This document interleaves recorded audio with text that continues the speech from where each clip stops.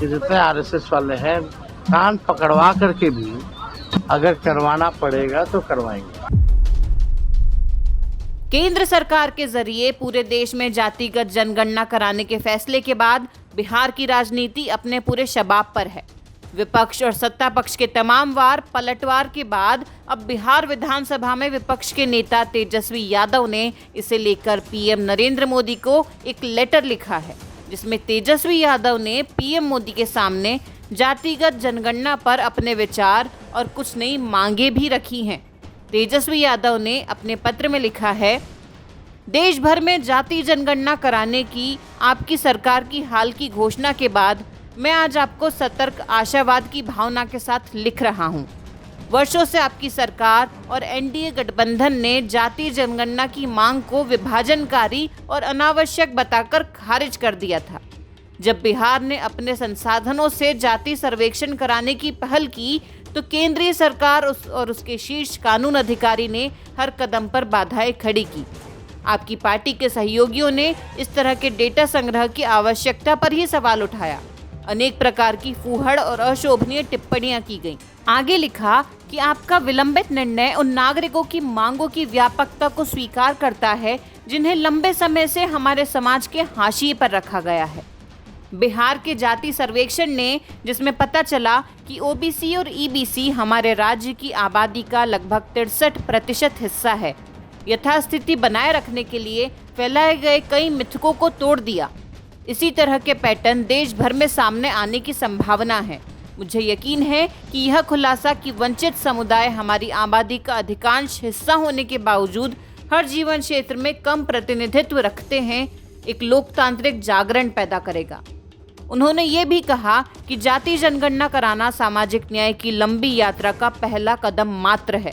जनगणना के आंकड़ों से सामाजिक सुरक्षा और आरक्षण के दायरे को आबादी के अनुरूप बढ़ाने का ध्येय भी इस प्रक्रिया का अभिन्न हिस्सा होना चाहिए। एक देश के रूप में हमारे पास आगामी परिसीमन में कई प्रकार के अन्याय को ठीक करने का एक महत्वपूर्ण अवसर भी है। निर्वाचन क्षेत्रों का पुनर्निर्धारण जनगणना के आंकड़ों के प्रति संवेदनशील होना चाहिए। ओबीसी और ईबीसी का निर्णय लेने वाले संस्थानों में पर्याप्त राजनीतिक प्रतिनिधित्व के लिए विशेष प्रावधान किए जाने चाहिए। राज्य विधानसभाओं और भारत की संसद में अनुपातिक प्रतिनिधित्व के सिद्धांत के आधार पर इन वंचित समूहों को सम्मिलित किया जाना होगा। हमारा संविधान अपने निर्देशक सिद्धांतों के माध्यम से राज्य को आर्थिक असमानताओं को कम करने और संसाधनों के न्याय संगत वितरण को सुनिश्चित करने का आदेश देता है। जब हम यह जानेंगे कि हमारे कितने नागरिक वंचित समूहों से संबंधित हैं और उनकी आर्थिक स्थिति क्या है, तब अधिक सटीकता के साथ लक्षित हस्तक्षेप तैयार किए जाने चाहिए। निजी क्षेत्र, जो सार्वजनिक संसाधनों का प्रमुख लाभार्थी रहा है, सामाजिक न्याय की आवश्यकताओं से अलग नहीं रह सकता। कंपनियों को पर्याप्त लाभ मिलता रहा है। रियायती दरों पर जमीन, बिजली सब्सिडी, कर छूट, बुनियादी सुविधाएं और विभिन्न प्रकार का वित्तीय प्रोत्साहन, इसका बोझ करदाता के कंधे उठाते हैं। बदले में निजी उद्योग क्षेत्र से हमारे देश की सामाजिक संरचना को प्रतिबिंबित करने की अपेक्षा करना पूरी तरह से उचित है।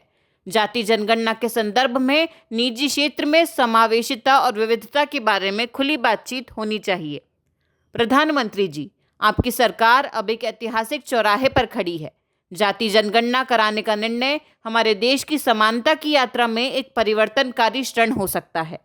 हमारे पुरखों ने कई दशकों से इन आंकड़ों के संग्रह के लिए संघर्ष किया है, अतः इस निर्णय को अमली जामा पहनावे में भी विलंब नहीं होना चाहिए। एक दीगर सवाल यह भी है कि क्या डेटा का उपयोग प्रणालीगत सुधारों के लिए उत्प्रेरक के रूप में किया जाएगा, या यह कई पिछली आयोग रिपोर्टों की तरह धूल भरे अभिलेखागार तक ही सीमित रहेगा। बिहार के प्रतिनिधि के रूप में जहां जाति सर्वेक्षण ने ज़मीनी हकीकत के प्रति आंखें खोली हैं, मैं आपको सामाजिक परिवर्तन करने में रचनात्मक सहयोग का आश्वासन देता हूं। इस जनगणना के लिए संघर्ष करने वाले लाखों लोगों ने न केवल डेटा बल्कि सम्मान, न केवल गणना बल्कि सशक्तिकरण की प्रतीक्षा कर रहे हैं।